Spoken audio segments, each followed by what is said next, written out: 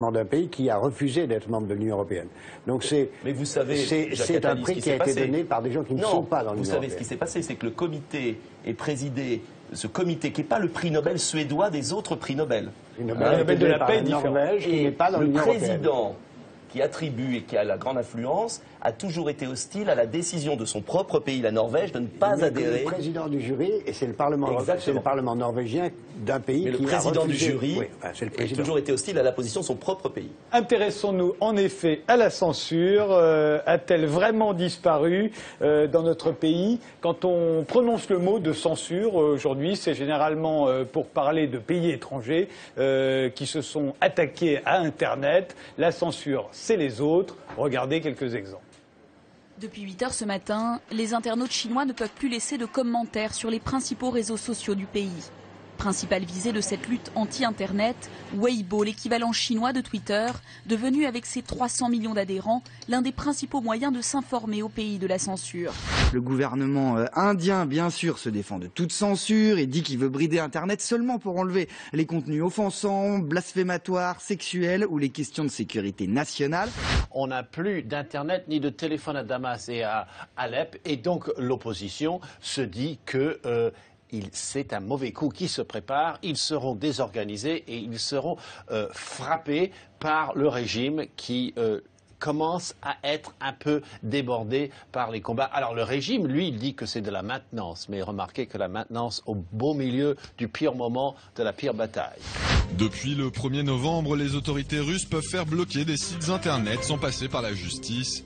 Une mesure qui a pour objectif de protéger les mineurs de contenus relatifs à la pédopornographie, à la consommation de drogue ou au suicide. La liste des sites bloqués n'est pas publiée, mais il est possible d'effectuer une recherche sur ce portail officiel pour savoir si telle ou telle page a été placée sur liste noire.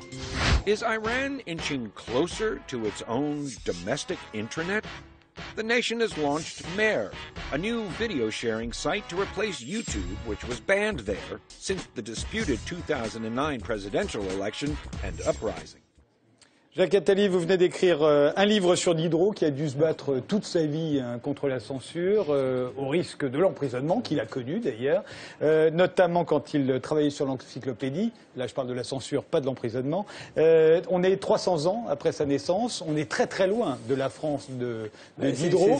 Est-ce que la censure a disparu? C'est ça qui m'a beaucoup frappé en travaillant sur cette biographie de Diderot, c'est qu'au XVIIIe siècle, la France était un peu comme l'Union soviétique d'il n'y a pas longtemps, c'est-à-dire une nation où la censure était extraordinairement présente, vraiment totalitaire, où on pouvait fuir la censure qu'en quittant le pays. C'était pas un exil fiscal, c'était un exil de la liberté de penser. On devait demander une autorisation pour chaque livre. Chaque livre devait demander l'autorisation et c'était très compliqué. Et puis il y avait un censeur supérieur qui d'ailleurs par hasard était un homme très libéral et qui a aidé Diderot en cachant lui-même l'encyclopédie chez lui, c'est M. de Malesherbes qui est un immense personnage que la République devrait reconnaître et honorer davantage encore qu'elle ne le fait aujourd'hui. Il a un boulevard. Hein. Il a un boulevard et oui, mais enfin, peu de gens savent que Malesherbes a été un immense personnage et que la terreur a trouvé intelligent de lui couper la tête. C'était un personnage tout à fait considérable qui a vraiment organiser la censure pour qu'elle cesse d'être la censure. Et puis la censure est revenue ensuite, tout au long du XIXe siècle. Et je crois qu'aujourd'hui, la censure existe aussi encore en France. D'abord, il y a une censure légitime, qu'on pourrait appeler autrement que censure. C'est la censure de tout ce qui est contraire aux droits de l'homme. On doit censurer tous les gens qui font l'apologie du meurtre, l'apologie du crime, l'apologie de la pédophilie, l'apologie de tout ce qui n'est pas le droit de l'homme doit être interdit.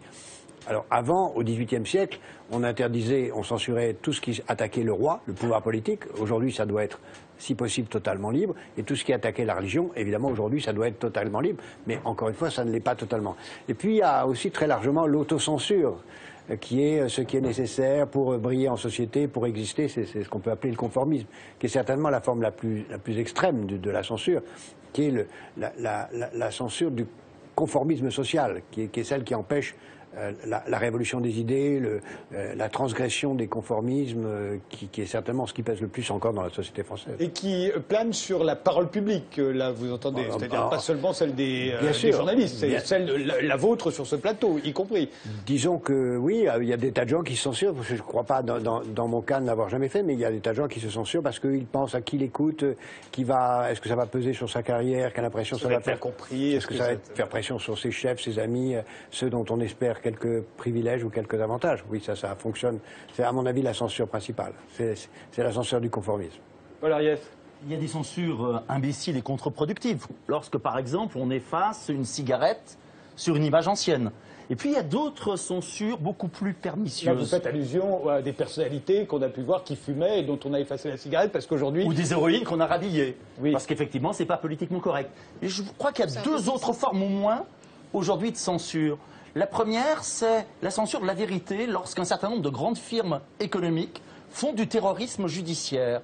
C'est-à-dire qu'elles menacent d'une série de procès ce qu'on appelle des lanceurs d'alerte. Moi, j'ai connu ça lorsque j'ai travaillé aux côtés de la mission interministérielle de lutte contre les sectes.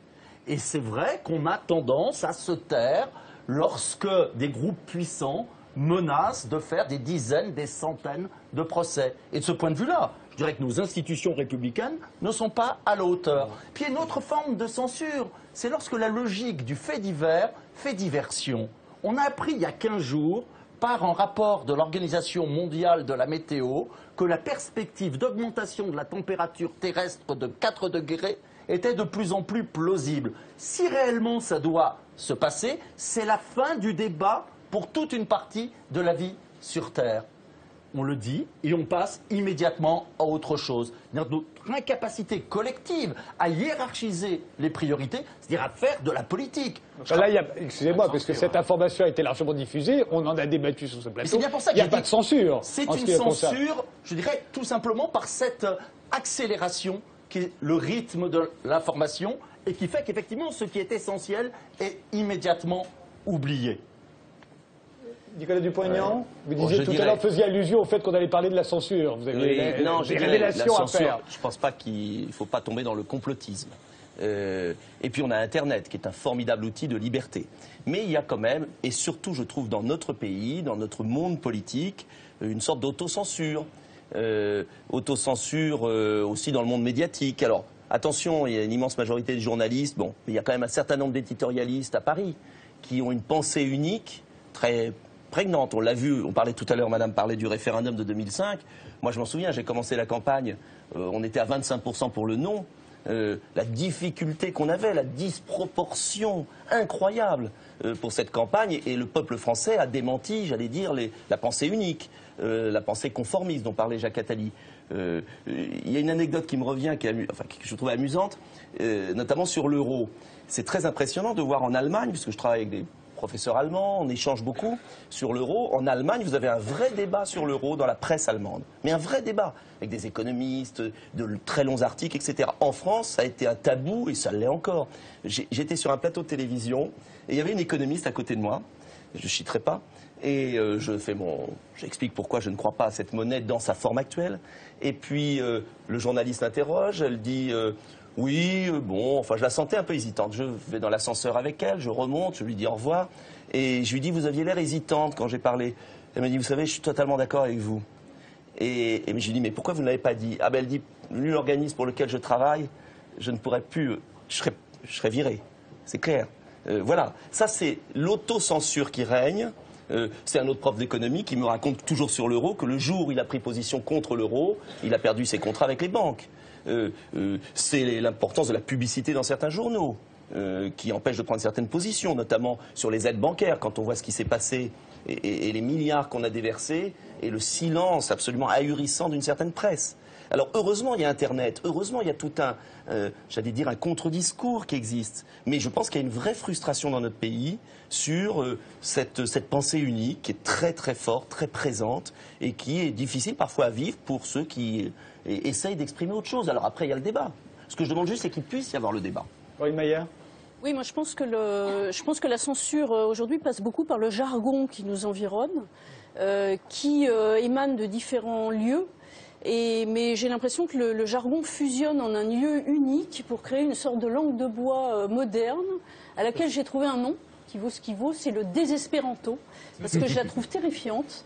Et en fait, on l'entend partout, et les mots gagnent en importance. Beaucoup de mots viennent du monde de l'entreprise, et on les retrouve partout. C'est quoi, performance, piloté, dynamique, positionné. Enfin, il y a tous les mots du jargon. Et ça censurerait quoi? Non, c'est pas que ça censure, c'est que ça formate en fait tout le discours qui est noyé en fait dans une espèce de sauce molle. Et la conséquence, c'est que par exemple, quand on prend un événement, je vais prendre un événement auquel je me suis intéressée, c'est l'ouverture du Louvre de Lens.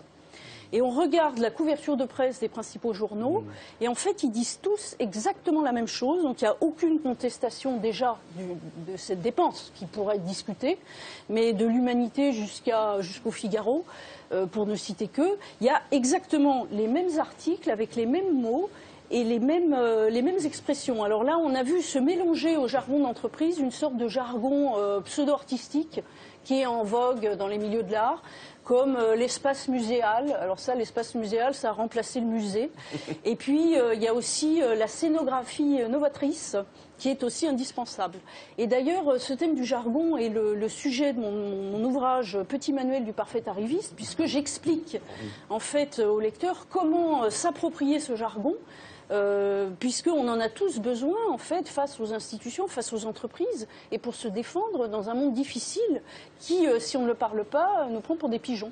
Et donc, vous faites allusion au fait que tous les journaux employés, il se trouve qu'on a remarqué depuis un certain nombre de temps, d'ailleurs qu'il y a de moins en moins de journaux, on le sait, mais qu'ils ont souvent tendance à dire toujours la même chose. On a vu un certain nombre de couvertures comme ça qui montrent bien que non seulement on aborde les mêmes thèmes, mais on a souvent le même discours sur ces thèmes-là. Est-ce que pour autant ça fait partie de la censure, ça? Non, je crois qu'il faut quand même pas, il faut pas mélanger censure avec conformisme, parce que dans les pays où il y a une vraie censure, comme la Chine ou l'Iran, ou une très large, c'est vraiment pas bien de mélanger la censure avec le conformisme. Nous avons le privilège de vivre dans des démocraties relatives. Pardon, vous appelez conformisme, Nicolas Dupont-Aignan disait pensée unique. Oui, s'il y a pensée unique, ça veut dire que les autres ne sont pas tolérés. Non, mais les autres sont tolérés. Monsieur Dupont-Aignan est élu de la République, il est toléré, il n'est pas en prison, il est menacé de personne quand il parle comme il le parle, et c'est très bien ainsi. Déjà beaucoup de chance. Non, mais c'est très bien ainsi. Quelle chance. Vous savez qu'un jour, il y a un directeur d'un grand journal. Ça prouve qu'il n'y a pas de,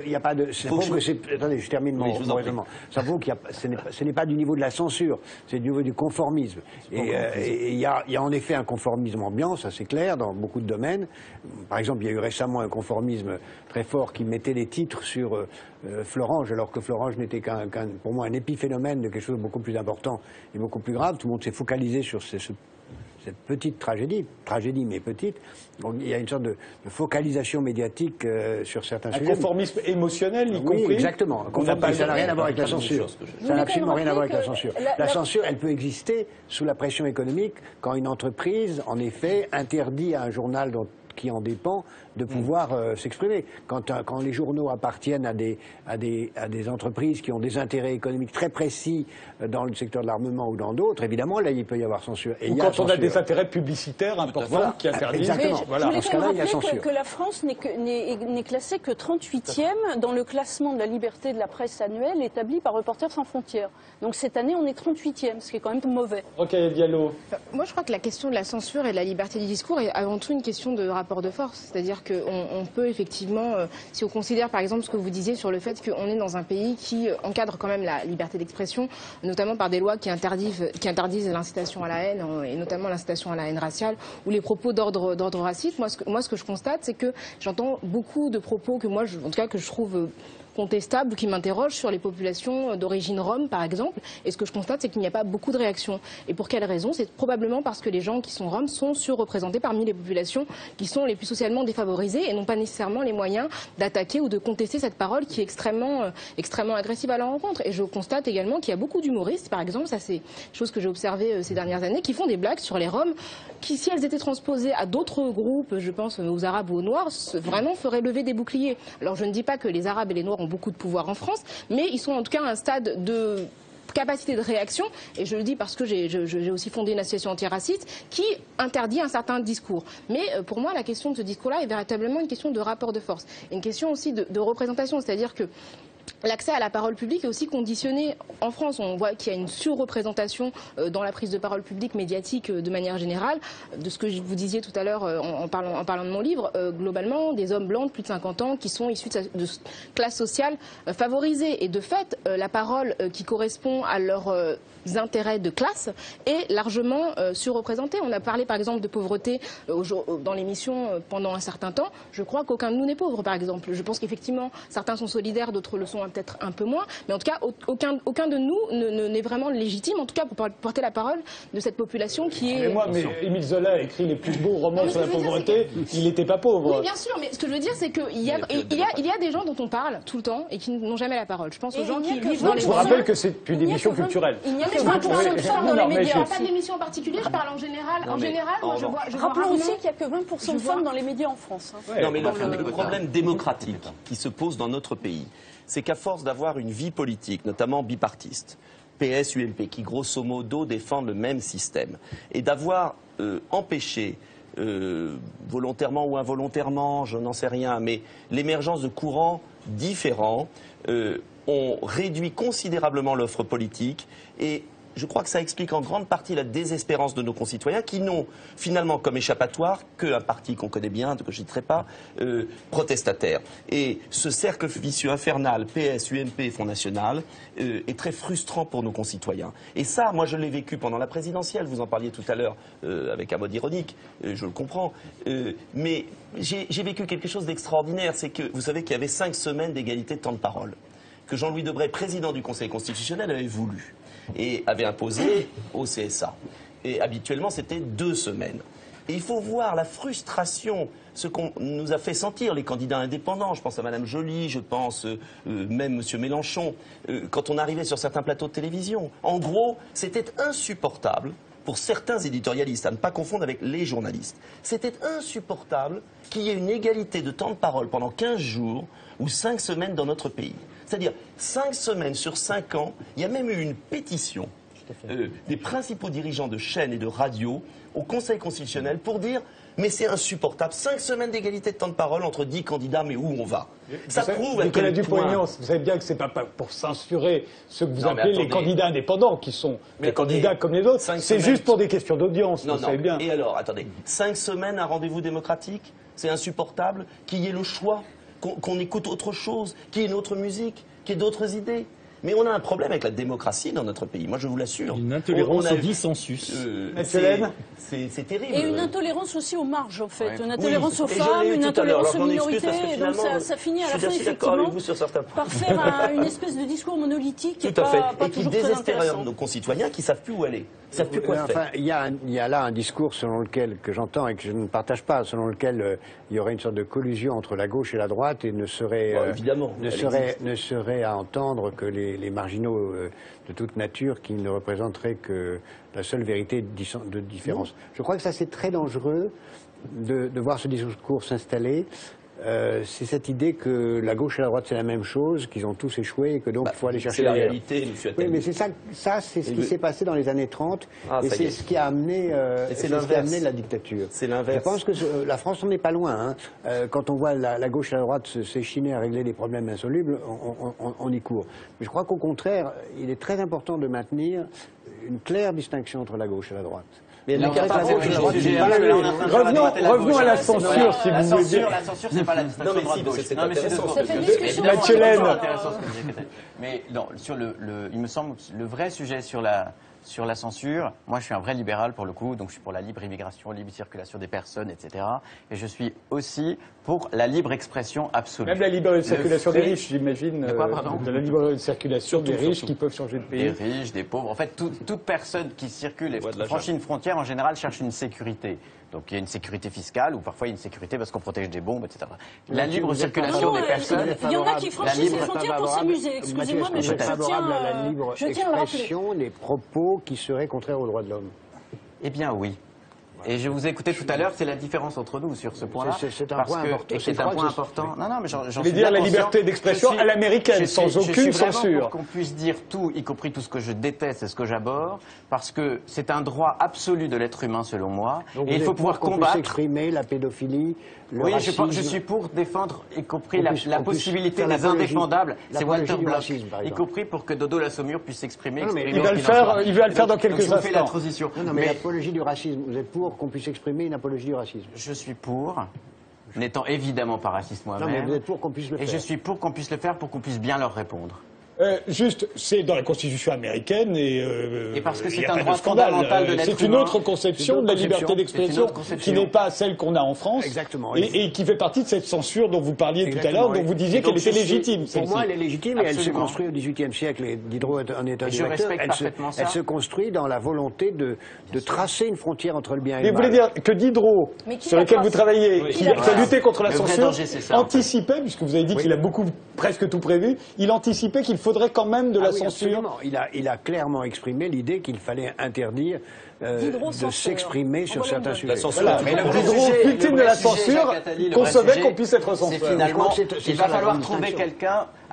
Il y a toujours quelqu'un pour venir dire ce qu'on a le droit de dire Oui, ou pas c'est le droit ça, de ouais. dire. Non, mais Et on a cette frontière est constitué- difficile cette frontière- à identifier. Cette frontière, on l'a construite avec le temps, elle s'appelle les droits de l'homme. Oui, mais y On a compris dans construit l'interprétation on a des droits de l'homme. construit- Les droits de l'homme ont évolué dans le temps. Oui, bien Les sûr. droits de l'homme de Et ils 1789 et ceux continueront- d'aujourd'hui. Et ils continueront Et donc- à évoluer. Surtout, vous allez le dire, les droits de la femme. Ils continueront à évoluer. des femmes. Ces droits continueront à évoluer. Au moment où ils le sont tels qu'ils sont, je pense qu'il y a un sort de sanctuaire à protéger, qu'il est interdit de faire l'apologie de la violation des droits Ça, de à mon l'homme. sens, Je vous interromps parce que, comme vous le disiez, il y a deux la saumure et que je vais devoir le rejoindre. Je vous remercie tous d'avoir participé à cette émission.